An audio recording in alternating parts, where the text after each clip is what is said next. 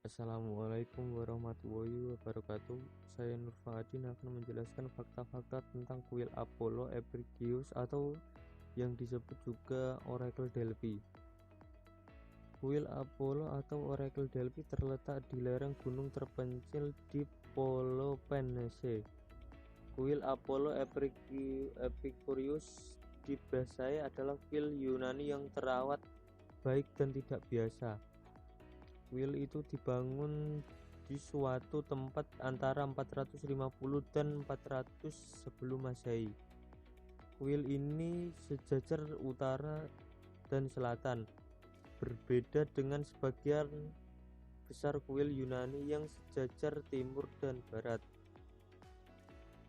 Kuil tidak biasa dalam hal ini memiliki contoh dari ketiga perintah yang digunakan dalam arsitektur klasik Yunani kuno.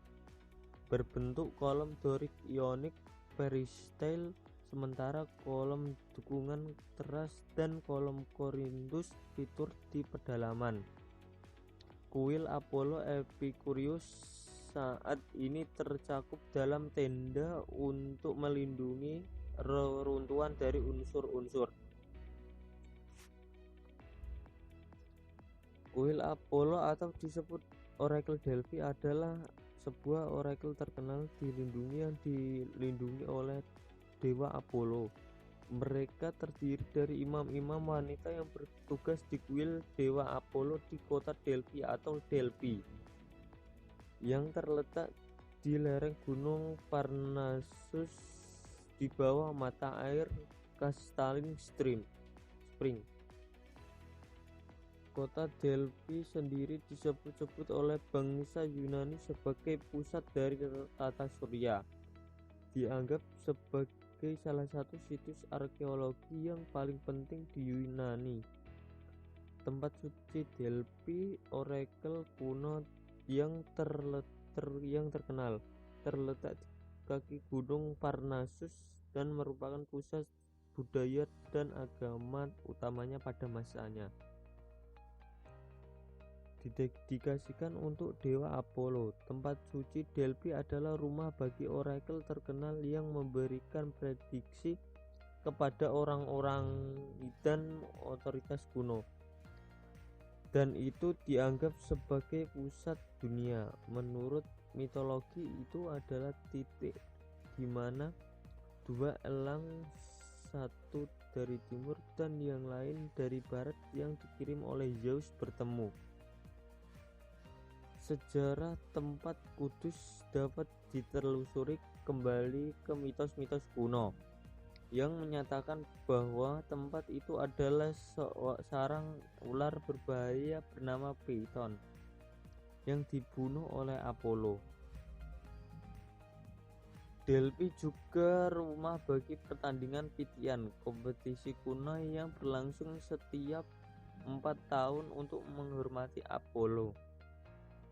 Selain dari acara atletik biasa, itu juga termasuk kontes puisi dan musik. Faktanya, ketika game diadakan untuk pertama kalinya di abad 10 sebelum Masehi, mereka hanya memasukkan kompetisi musik dengan permainan atletik yang ditambahkan dari waktu ke waktu.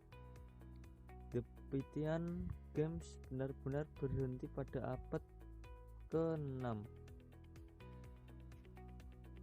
Meskipun pendudukan tempat kudus dapat ditelusuri kembali ke periode Neolitik, sebagian besar reruntuhan yang masih berdiri hari ini tanggal dari abad 6 tahun sebelum Masehi, yang sesuai dengan periode paling intens dari aktivitas di situs. Kuil batu pertama milik Apollo dan Athena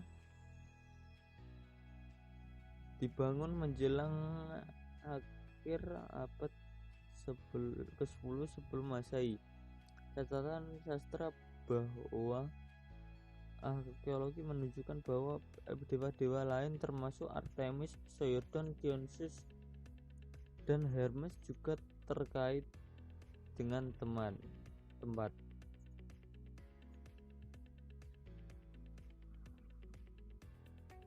Demikian beberapa fakta yang dapat saya bagikan, semoga bermanfaat. Terima kasih.